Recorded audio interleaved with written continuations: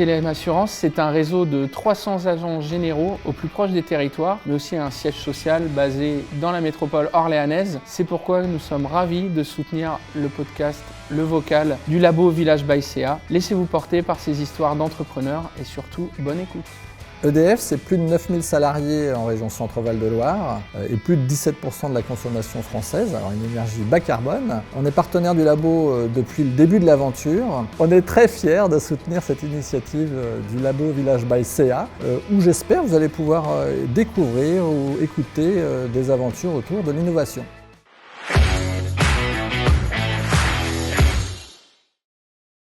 Bienvenue dans le podcast du Labo Village by CA, le lieu où on parle innovation, rencontres et belles histoires d'entrepreneurs. Aujourd'hui, je suis avec Anthony, Startup Manager au Labo Village by CA, et moi chargée d'événementiel au labo. Pour ce deuxième épisode du Vocal, on a l'honneur et le plaisir de recevoir Bérangère de WordUp. Bonjour Bérangère. Bonjour. Et Sylvain d'Ageona. Bonjour.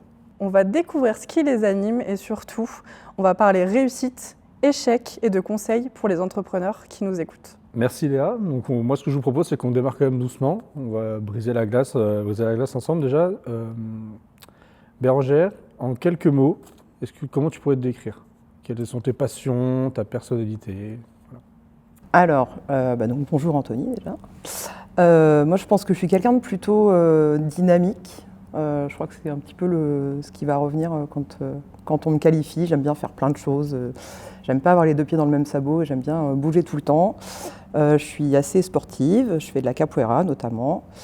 J'aime bien faire plein de choses avec mes enfants. Je suis un peu une maman poule, donc j'aime bien faire plein d'activités avec mes enfants. En tout cas, voilà, ce qui me qualifie un peu, c'est le mouvement, quoi. J'aime bien être toujours en mouvement, toujours découvrir des nouvelles choses, toujours apprendre, toujours me nourrir de nouvelles expériences. Très bien, merci. Sylvain, la même question, en quelques mots, comment tu pourrais te décrire? Ok, alors pour moi c'est plutôt passionné de technologie ou dès qu'il y a un nouveau gadget qui arrive, mais de qualité bien évidemment, je me jette dessus. Mais sinon j'aime aller toujours au bout des choses, toujours apprendre et rire un peu. Ouais, un peu. Un peu. Il me semble que vous êtes parents tous les deux. Ouais. Donc, tu me l'as dit Bérangère, mais Sylvain aussi, tu oui, me confirmes? J'ai deux enfants. Un petit de 8 ans et une grande de 19 ans. Bérangère, quel âge Moi j'ai un grand de 14 ans et une plus petite de 8 ans. Je l'ai même vieilli un petit peu, elle a 19 ans dans 3 semaines. Et donc ma question va être très simple, c'est en tant que parent mais aussi du coup entrepreneur, en fait, comment aujourd'hui vous arrivez à jongler entre ces deux rôles?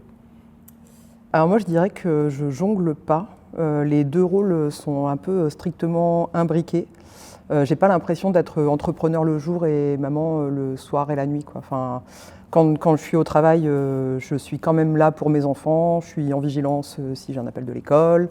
Ils sont souvent avec moi au bureau. Je les appelle un peu mes bébés valises depuis tout petit parce que je les ai traînés partout et notamment beaucoup au labo. À peu près tout le monde les connaît au labo. Voilà, ils sont très souvent avec moi. Et à l'inverse, quand je suis avec eux, le soir, le week-end, en vacances, je suis quand même toujours un peu entrepreneur. J'ai toujours un œil sur mes mails. Toujours le téléphone à portée de main, je suis jamais complètement coupée, donc j'ai pas l'impression de jongler, mais plutôt que les deux rôles sont strictement imbriqués, et eux m'ont toujours connue comme ça. Donc pour eux, c'est juste une évidence, je suis la même personne à la maison et au travail. Oui. Alors de mon côté, c'est un peu pareil, alors peut-être, c'est-à-dire que le travail c'est ici au labo, mais ça peut être parfois la nuit, ça peut être un peu à toute heure. Parfois, on va s'arrêter parce qu'il y a des choses à faire avec les enfants. Et bien, ok, pas de problème. Le principe, c'est d'être un peu flexible. Et s'il n'y avait pas cette flexibilité, ce ne serait pas gérable, en fait. Ça ne marcherait pas pareil. Et ouais. Après, c'est un peu l'avantage de notre statut d'entrepreneur aussi, je dirais. Il y a des avantages et des inconvénients, mais quand même, un des avantages, c'est quand même la souplesse. Et ça, enfin, moi, en tout cas, ça m'a permis d'avoir une disponibilité pour mes enfants que j'aurais peut-être pas eu, et une souplesse en tout cas, une disponibilité à l'instant T, une disponibilité choisie que j'aurais pas forcément eu en ayant un poste avec des horaires et des contraintes logistiques. Moi, dès toute petite, là, ma grande, mais il y a 10 ans, on va dire qu'on allait au labo de papa. C'était chez moi. D'ailleurs, je ne vous avais pas dit. Mais bienvenue chez moi. Et effectivement, on va à la maison, au labo de papa, c'est normal. Et puis pour le petit, maintenant, il y a le baby-foot, donc ça va. Merci Anthony. On va revenir en arrière avant de parler de votre expérience ici au labo. Je voulais savoir un peu qu'est-ce qui vous a poussé à entreprendre, d'où c'est venu cette fibre entrepreneuriale, Bérangère. Alors moi, ça a été vraiment le fruit d'une rencontre. J'avais pas spécialement dans l'idée d'entreprendre, même si je me reconnaissais pas totalement dans le statut de salarié parce que bon, j'ai un caractère très doux, mais du coup, j'ai très peu de caractère, mais du coup, je supportais très bien l'autorité. Non, voilà. C'est la même personne. Qui parle.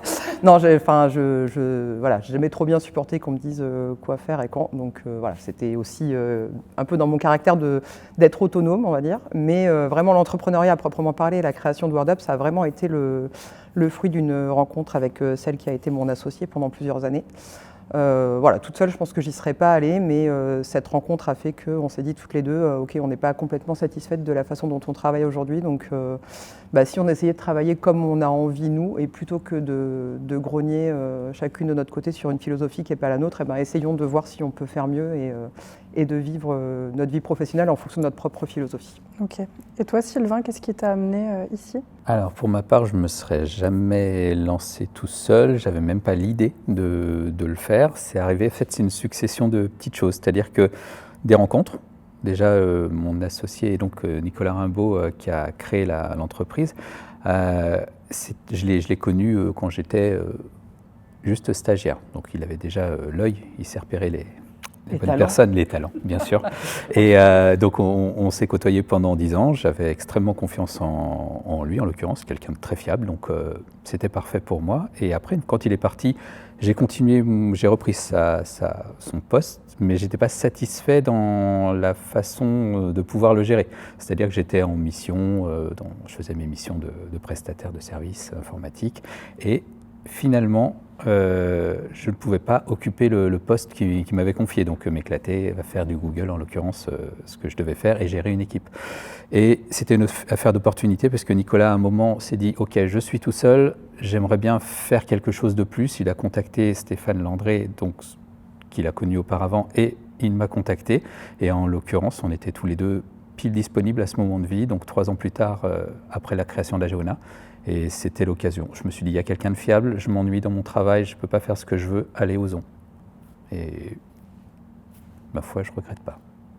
Pour ceux qui nous écoutent et qui ne connaissent pas forcément Ageona, est-ce que tu peux présenter en quelques mots ? Oui, alors Ageona, on est expert sur les solutions cloud et de collaboration et de communication. En l'occurrence, surtout Google Workspace, mais aussi des solutions comme Lumaps, Intranet et Ring Central. On va accompagner les entreprises à prendre en main ces solutions et de façon sécurisée. Donc on va faire en sorte, à l'époque quand c'est sorti, le cloud c'était quelque chose de nouveau, c'était un petit peu un pari en 2010. Et moi quand je suis arrivé en 2013 dans Ageona, le principe c'était qu'on développe ça et qu'on convainque que c'était la bonne voie. Pour le coup maintenant c'est plus quelque chose où il faut convaincre les gens, mais on a l'expérience de très très grands comptes pour pouvoir accompagner nos clients vers le cloud. Et du coup, ce qui vous relie aujourd'hui, c'est que toi, avec WordUp, tu es là aussi depuis le début du labo. Du labo, oui. Donc pareil, si tu peux présenter rapidement ce qu'est WordUp. Donc WordUp, c'est une agence de traduction qui a été fondée il y a 13 ans, qui a été créée pour défendre... Moi, je suis traductrice de formation et la création de WordUp, elle est née de l'envie de pouvoir proposer aux entreprises des prestations haut de gamme. C'est un métier dont on a envie de porter haut les couleurs et là où notre marché avait plutôt tendance, et la tendance se confirme aujourd'hui, à aller vers le vite fait et pas très bien fait, nous on avait vraiment envie de proposer aux entreprises des solutions de traduction haut de gamme sur mesure, toutes faites par des humains et relues par des humains avec un accompagnement humain et toujours vraiment du sur mesure. On aime bien un peu se qualifier de haute couture de la traduction, en toute humilité. Non, mais on a vraiment envie de proposer ces prestations sur mesure et d'ailleurs nos clients nous suivent pour ça depuis quasiment le tout début et sont encore là aujourd'hui. On parlait du début du labo. Cette année, on fête ses 10 ans déjà. Est-ce que vous avez une anecdote ou quelque chose à nous partager par rapport à votre début ici au labo, à l'ouverture ? Une anecdote, quelque chose que vous pensez? L'anecdote alors. Ah, moi, j'en ai une qui vient de me venir. C'était pas du tout. J'y avais pas pensé. Mais je t'en prie. Mais ça n'a. Enfin, pour le coup, je te regarde toi, mais ça n'a rien à voir. Ça a à voir avec Nicolas. Je sais pas. Avec Nicolas? C'est pas très. Non, mais il a rien. Enfin, c'est rigolo, mais avant l'ouverture du labo, il y a eu les ateliers d'idéation pour justement envisager tout ce qui allait se passer avant le labo. Et donc, je connaissais pas du tout à l'époque Ageona. Je ne connaissais que Stéphane, qui était le troisième associé, qui est mon associé aujourd'hui d'ailleurs. Et donc, je ne connaissais pas du tout Sylvain et Nicolas. Et donc, Stéphanie est venue me voir à l'époque en me disant, voilà, on va faire cet atelier. Bon, elle sait que moi, je suis assez spontanée, que j'aime bien aller voir les gens, rencontrer les gens. Elle me dit, mais si tu veux, est-ce que tu pourras aller avec Nicolas parce qu'il est assez timide? Est-ce que tu pourras lui tenir compagnie? Bon, en fait, en vrai, il n'est pas du tout timide. Voilà, donc, c'était assez rigolo. Mais alors, par contre, moi, j'étais terrorisée de Nicolas, du coup. C'est qu'à l'inverse, il me terrifiait. Voilà. Et c'est terminé? Ah ouais, c'est terminé? Par contre, non, il y avait autre chose. Non, mais il te fait plus peur? Ah non, il me fait plus peur, ça y est. Bravo, Non, félicitations. Alors, pour après moi, une longue thérapie. Ouais. Bravo. Non, moi, c'est l'image de Stéphane, justement. On en revient, on parle beaucoup de Stéphane. Dans le labo, quand on est arrivé, en fait, on a pris possession des lieux. Il n'y avait rien, c'était tout vide, mais il y avait Stéphane, cette image de Stéphane en tailleur avec le portable au milieu. Mais dans le tailleur, il a les jambes allongées. J'ai la photo. Ah oui, allongé, t'as raison. Ouais. Les jambes allongées. J'ai la photo. On vous passera la photo si vous voulez. Mais effectivement, il reste juste, il n'y a pas de meuble, il n'y a rien, mais on est là, il est là, et c'était super chouette. Dans le bureau vide, les jambes... Ouais, c'était top. Et après, nous, on s'est rencontrés en faisant... Tu anticipes? Ma question. Mais je ne l'ai pas dit. Mais tu ne l'as pas dit. Justement, nous, on sait car on vous connaît. Je pense que je peux le dire, vous êtes amis. Je me suis posé la question aussi, et je n'ai pas la réponse de comment vous êtes connus. Si vous pouvez nous raconter. C'était en CE1 avec Madame Chantel. Oui. Ouais, et moi, j'entrais en fac. J'entrais en fac, donc j'étais en fac de biologie avec monsieur Chantalou. Monsieur Chantalou. Voilà. Non, on s'est rencontrés aux portes ouvertes du labo. Donc, quelques mois après l'ouverture du labo, le labo organisait des portes ouvertes. Donc, on accueillait le public. Et la poignée de labonautes, parce qu'on était une quinzaine, une vingtaine à l'époque, pas beaucoup plus, qui étaient déjà là, accompagnaient les groupes de visiteurs. Et donc, Sylvain, pardon. Je sais que je pense tout de suite à ce qu'on devait faire. On devait montrer nos talents. Et donc, du coup, effectivement, c'est là qu'on s'est connus. Donc, Bérangère accueillait tout le monde en chinois. C'était du mandarin. Et pour ma part, donc, du coup, elle livrait les groupes à la salle de Sylvain, il était visio. en bulle 1, en fait. Il devait présenter tout le système de visio. Voilà. Et donc, pour moi, ma spécialité, moi, c'était j'accompagnais les groupes en faisant des points de stop, quoi. Voilà. Et à ce moment-là, toi, tu faisais un spectacle de claquettes. Voilà, exactement. Et en fait, alors, on s'excuse. Je pense qu'il faut quand même qu'on fasse un mea culpa à tous les groupes qu'on a accueillis ce jour-là, parce que vraiment, ils ont eu une visite qui était assez particulière, parce qu'en fait, c'est devenu un petit peu, sans se connaître, mais c'est devenu un petit peu la surenchère de bêtises. Oui. Et donc, du coup, à chaque fois, je pense que le premier groupe où je suis arrivée, où il a dit une ânerie, ça m'a fait rire, j'en ai rajouté une, etc. Ouais. Et après, à chaque groupe, c'était la surenchère à celui qui allait dire la plus grosse énormité dans la visite. On vous reconnaît bien là, je pense. En tout sérieux, je pense que les groupes n'y ont rien vu, mais on racontait vraiment à peu près n'importe quoi. Pour se faire rire, en fait, le concours était à celui qui allait faire exclaffer l'autre le premier. Mais ça, c'est bien terminé puisque j'ai gagné. Je suis pas sûr. Ou pas, ouais, ou pas. Voilà. Et après, il y a eu les JO du labo, qu'on a fait que nous, parce que personne n'a voulu faire les épreuves de curling carton qu'on avait organisées. On n'était que deux, et c'est une équipe de 7, normalement. Ouais, c'est ça. Mais voilà. Donc, j'ai fait le curling et il a fait le carton. Voilà, ça c'est bien. Et par contre, quand même, j'ai beau être un tout petit peu plus âgé, je me souviens mieux de la première fois où on était dans la même salle, puisque avec Ageona, on a fait un événement un an avant. Et tu y étais. Et je t'ai dit, mais si, j'y étais. Google. Donc chacun ne savait pas qu'on était là, puisque de toute façon, on ne se connaissait pas. C'est ça. Moi, j'avais été invitée par Stéphane et... Toujours. Et techniquement, oui, c'est ça, je ne me rappelais absolument pas que voilà. Et moi, j'étais dans le fond de la salle. Ça commençait super bien. Ouais, c'est ça, exactement. Merci pour ces anecdotes. Avec plaisir. Merci pour ces anecdotes. Donc moi, je vais parler d'un sujet peut-être un peu moins cool. on va dire. J'adore avoir ce rôle Ok. déjà. Au premier épisode, Fini la voilà, récréation. fini la récréation. Non, on va parler des réussites aussi, mais avant, on parler des échecs. Justement, voilà, on va commencer par Sylvain. Sylvain, est-ce que tu peux nous raconter un moment difficile ou un échec marquant que tu as eu dans ton parcours entrepreneurial? Et justement, comment à ce moment-là, tu as réagi et qu'est-ce que tu en as appris? Ok, alors, ça va être un peu particulier, mais le parcours entrepreneurial, non, c'est vrai. Je trouve que tout s'est quand même relativement parfaitement passé. J'ai pas de réel échec. Il y a forcément eu des difficultés ou des choses à arbitrer de temps en temps, des choix, mais pas de réel échec. Là où il y a eu plus d'échecs, c'est plutôt juste avant, en fait. Le côté, ok, j'ose pas faire quelque chose, je suis coincé dans ma mission tout le temps, je peux pas faire ce qui m'éclate à côté, je peux pas gérer, mais je fais rien. Cet immobilisme, en fait, ça m'a un peu...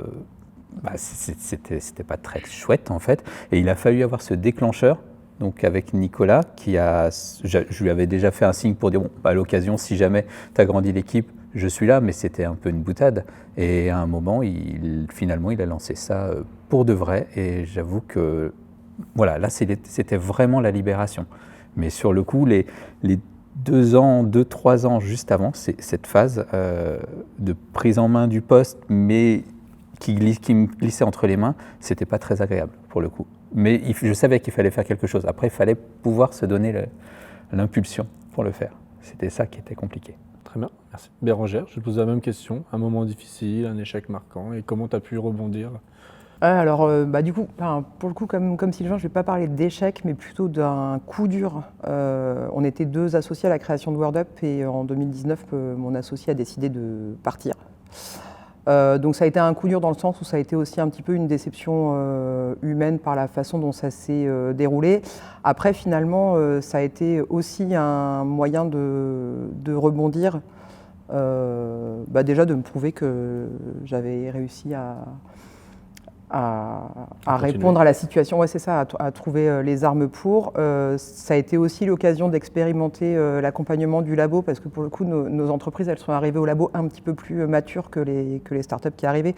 Donc on n'était plus dans cette phase de création d'accompagnement, mais là, pour le coup, j'ai aussi pu compter sur le soutien d'OVLT et de la structure du labo en général pour me conseiller, pour m'accompagner.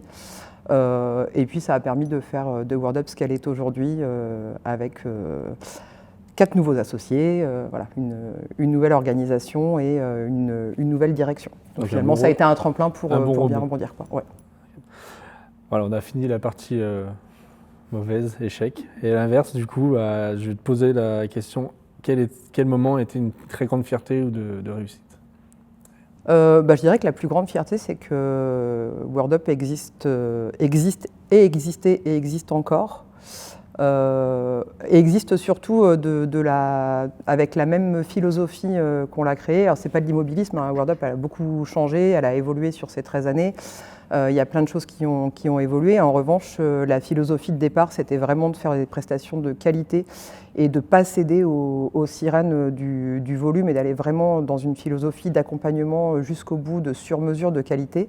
Et ça, on a réussi, ça ne s'est jamais démenti. Après, c'est un cumul de petits bonheurs. La première commande qu'on a reçue, la première fois que j'ai reçu un mail marqué Nespresso, qui n'était pas une pub, mais qui était vraiment une demande d'un premier projet de traduction, ça a été juste, l'entreprise avait 3 semaines, et c'était juste de la folie pour nous de se dire qu'un tout petit bébé comme ça qui venait de démarrer allait accompagner un géant comme Nespresso. Donc c'était juste extraordinaire. Et puis voilà, c'est les acquisitions des clients qui sont les clients les plus prestigieux aujourd'hui. Ça rend forcément fier, quoi, de se dire que le petit poussé a réussi à aller gratter à la porte des plus grands géants. Et donc pour toi, cette réussite, elle est liée à quoi? Sur une équipe, une intuition que tu as eue il y a 13 ans, tu arrivé au bon moment, un bon timing? Je pense qu'il y a un cumul de valeurs déjà. On a vraiment la chose sur laquelle on n'a jamais dérogé, c'est vraiment de se dire on a une ligne conductrice, et si on ne peut pas aller vers le succès avec cette ligne conductrice, tant pis, on arrêtera. mais on ne cédera pas à déroger à ces valeurs. Donc je pense qu'il y a vraiment ça, on les a défendus fort. Il y a eu un peu d'impertinence aussi, parce que quand on a démarré, on n'est pas commercial ni l'une ni l'autre, enfin on n'avait pas du tout des profils commerciaux, donc une fois qu'on a eu bien installé nos bureaux, tout ça, on était contente et on s'est un peu dit, bon ben voilà, on a une super entreprise, c'est génial, on a des valeurs mais on n'a pas de clients. Donc il a fallu aller prospecter, c'était un peu une nouveauté pour nous. Et puis il y a eu un petit peu de chance aussi, parce qu'on a été au bon endroit au bon moment. Il y a aussi des individus qui nous ont fait confiance alors qu'on n'avait pas de valeur à montrer, parce qu'en plus on s'est toujours dit qu'en commercial on mentirait jamais. Donc nos premiers mails de prospection disent à peu près bonjour, on est toute récente et super quali et super sympa, mais on n'a aucune référence à vous montrer, donc testez-nous et vous verrez. Et puis finalement ça a payé, donc voilà, je dirais plutôt de l'impertinence pour le coup. Merci Bérangère. Sylvain, du coup, une réussite aussi à nous faire partager ou une grande fierté? Ouais, alors c'est arrivé, effectivement. Alors parmi les réussites, j'aimerais dire que ça se rejoint un petit peu quand même, effectivement, parce que le côté valeur et autres, c'est-à-dire qu'on est hyper content d'avoir les clients qu'on veut, enfin qui nous ressemblent, les clients qu'on choisit parce qu'on a des extrêmes bonnes relations avec eux. On parle simplement, ils nous connaissent, on a des relations de proximité, c'est l'avantage des petites structures aussi, mais c'est pareil, on n'a jamais transigé à nos valeurs, puisqu'on ne va jamais aller chercher par exemple des clients des autres, c'est ce qui se fait, mais pas du tout pour nous, on est bien, on reste clair et simple, on a une relation saine en fait, que ce soit entre associés et avec nos clients. Et pour arriver jusque-là, en fait, nous, la carte de la crédibilité, on se l'est construite au départ, parce qu'au départ, on n'avait pas nos clients propres, on était en prestation, en sous-traitance pour les trois gros revendeurs Google Workspace au départ en France, il n'y en avait que 3. Et ça nous a permis de parcourir le monde. En l'occurrence, j'étais l'électron libre qui allait parcourir le monde pour faire ça, mais on a eu des cartes de visite d'entreprises de 80 000 personnes, par exemple. Ça donne où on a fait l'immigration complète. Enfin, ça nous a rassurés. On a assuré, on s'est dit, ah, ça y est, on a tous notre expérience. Stéphane, il avait déjà géré des équipes de 150 personnes. Nicolas, il n'y avait plus rien à prouver sur ses qualités. Et dans ces cas-là, on avait nos CV qui étaient bien. On s'est dit, allez, on fait juste pour nous, on ne fait plus en sous-traitance. Le but, c'est d'être autonome, choisir nos clients et de rester aligné avec ce qu'on souhaite. C'est-à-dire, on ne fait pas des choses parce qu'il faut les faire. On ne va pas faire prestation ou essayer de vendre des choses dont personne n'a besoin. On reste clair et le reste du temps, si ça ne nous va pas, on va à la pêche, entre guillemets. On préfère rester la famille et l'équilibre, justement, travail et famille. Il fallait que ce soit bien respecté et pas faire tout et n'importe quoi. Donc là, pour nous, c'est vraiment... on a nos clients, on a des clients d'ailleurs qui sont partenaires du labo. J'ai une petite question bonus. Plaisir. Quand vous êtes arrivé au labo, donc vous étiez seul ou avec 2 ou 3 associés.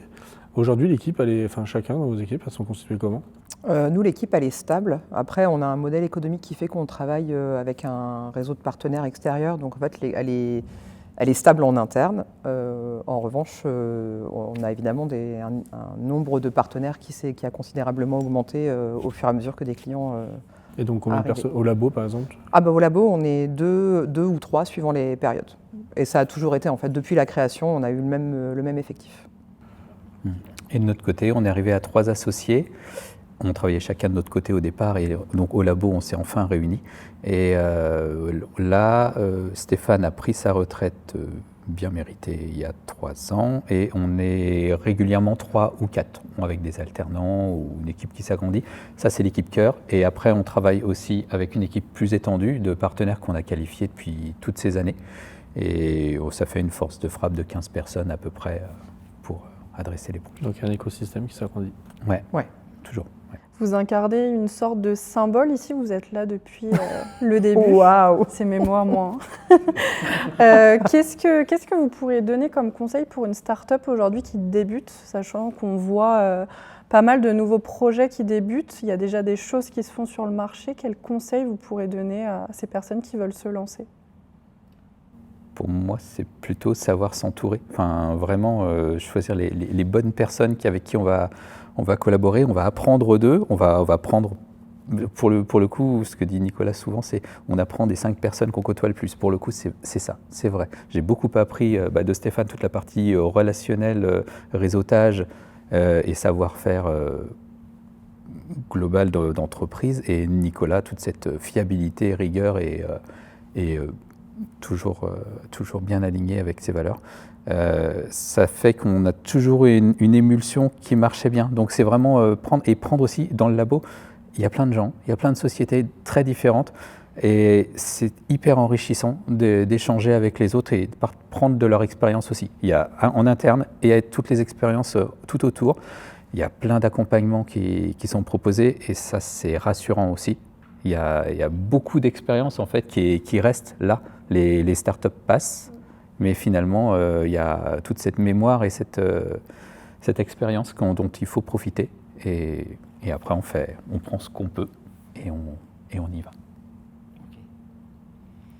Moi, je donne le même conseil depuis, je ne vais pas dire le début, parce qu'au début, je ne donnais pas de conseils, j'en recevais beaucoup, mais c'est de ne pas se mettre la tête dans le sable. De quoi qu'il arrive, pas ignorer les projets. On a vu passer beaucoup d'entreprises, certaines qui ont plus de succès que d'autres, et globalement, quand même, il y a pas mal de boîtes, je pense, qui auraient pu sauver leur peau si elles avaient fait face aux problèmes qui arrivaient sans refuser de les voir. Donc je dirais vraiment prendre les problèmes à bras le corps et pas refuser de les voir arriver.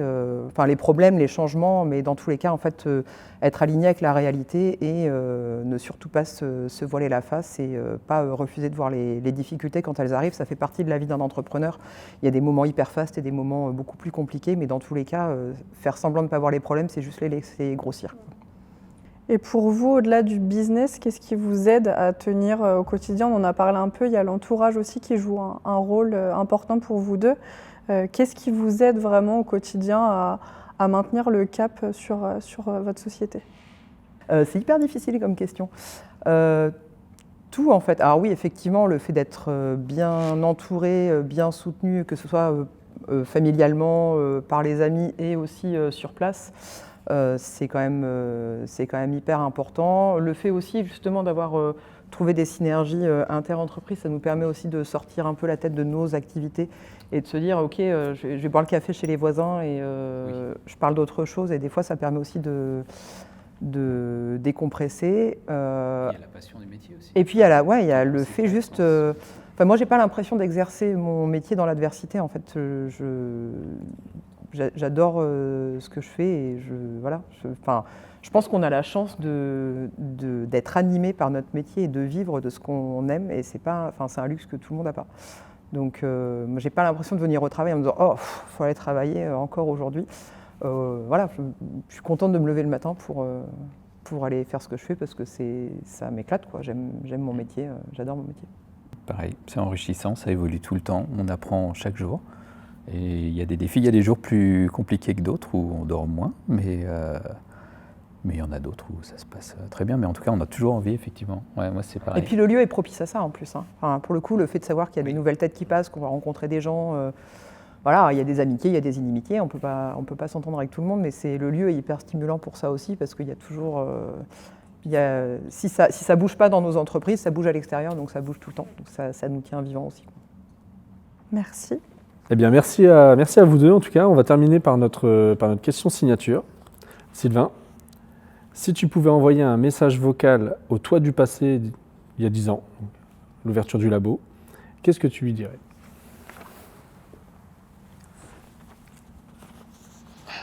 Écoute-moi bien. Dans 10 ans, tout pile, ce sera on est le combien? 30 janvier. 30 janvier, oui, j'ai des personnes autour de moi. Le 30 janvier, pense bien à jouer le 2, le 7, le 23, le 37, le 42, le 12 et numéro complémentaire, le 4. Je répète. Non, j'espère que tu as une très bonne mémoire. Oui, je le sais. Au revoir. On va être riche. C'est sans doute le message le plus concret et celui qui marchera le mieux. J'espère. Bérangère, même question.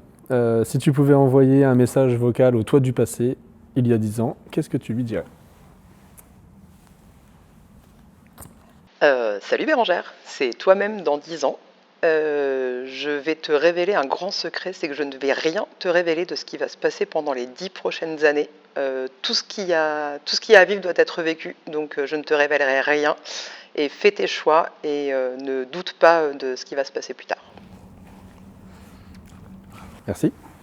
Merci à tous les deux d'avoir partagé ce moment avec nous. On était ravis de vous avoir aujourd'hui. Merci à vous de nous avoir invités.